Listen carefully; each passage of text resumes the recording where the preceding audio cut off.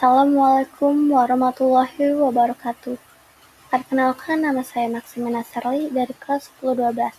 Di sini saya akan menjelaskan materi tentang litosfer bagian tenaga eksogen. Pengertian: tenaga eksogen adalah tenaga yang berasal dari luar bumi yang merombak bentuk permukaan bumi. Dampak positif: yang pertama, memunculkan habitat. Kedua, memperluas daratan di bumi. Ketiga, memperdekat barang tambang ke permukaan bumi. Dampak negatif: ke-1, kesuburan tanah berkurang. 2, pendangkalan dasar sungai. 3, abrasi atau menghilangkan garis pantai. Pelapukan: pelapukan adalah proses integrasi dan fraksinasi dan material tanah pada dan atau dekat permukaan bumi yang disebabkan karena proses fisik, kimia, biologi. Hasil dari pelapukan ini merupakan asal dari batuan sedimen dan faktor pelapukan. Yang ke-1, jenis dan sifat batuan. Batuan yang keras dan padat lebih tahan terhadap pelapukan daripada batuan yang lunak dan berpori. Kedua, iklim dan cuaca menentukan faktor-faktor seperti suhu udara, kelembapan udara, curah hujan, salinitas air laut, dan lain-lain. Ketiga, fotografi dan relief. Fotografi dan relief menentukan ketinggian permukaan bumi dari permukaan laut, kemiringan lereng, arah hadap lereng, dan lain-lain. Keempat, organisme hidup.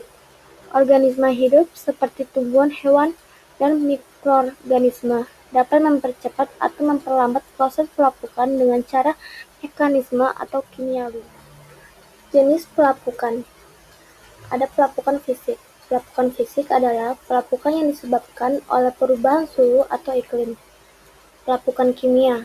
Pelapukan kimia adalah pelapukan yang disebabkan oleh tercampurnya batuan dan zat-zat kimia.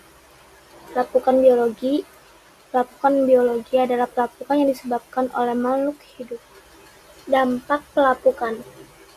Dampak pelapukan positif, yaitu membentuk tanah yang subur, membentuk batuan sedimen yang mengandung SDA, membentuk bentang alam yang indah, membentuk siklus karbon bumi. Dampak negatifnya, menyebabkan kerusakan infrastruktur, pencemaran lingkungan, perubahan iklim, dan penurunan kualitas tanah. Erosi.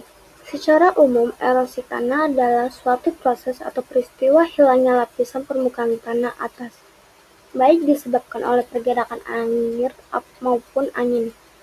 Proses erosi ini dapat menyebabkan merosotnya produktivitas tanah, daya dukung tanah, dan kualitas lingkungan hidup.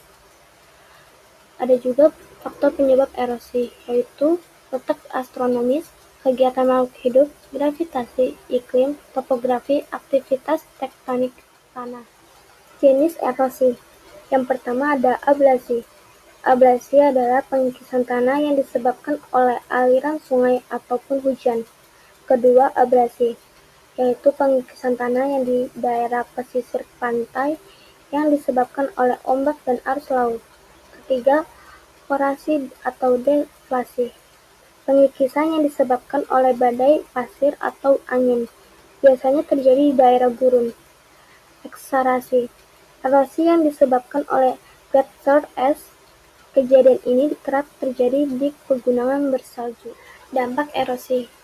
Dampak positif erosi, yang pertama ada redistribusi, yaitu penyebaran kembali unsur hara, umumnya di wilayah pegunungan dan pemukiman dan perbukitan. Kedua, menyingkap sumber daya bawah permukaan. Dampak negatif erosi. Yang satu, mengurangi kesuburan tanah. Kedua, dehydrasi lahan membuat penumpukan sedimen di leher sungai. Sedimentasi. Sedimentasi adalah proses pengendapan sedimen, termasuk semua aktivitas yang mempengaruhi dan merubah sedimen menjadi batuan sedimen. Batuan sedimen merupakan batuan yang terbentuk dari akumulasi material hasil kerombakan batuan yang sudah ada sebelumnya, atau hasil aktivitas kimia maupun organisme. Faktor penyebab sedimentasi. Yang pertama ada perpindahan material sedimen bisa disebabkan oleh angin, air, atau es. Yang kedua, Adanya pemadatan secara terus-menerus sehingga sedimen mengeras. Ketiga, pengendapan terjadi karena perubahan atau perbedaan arus dan gaya. Jenis-jenis sedimentasi.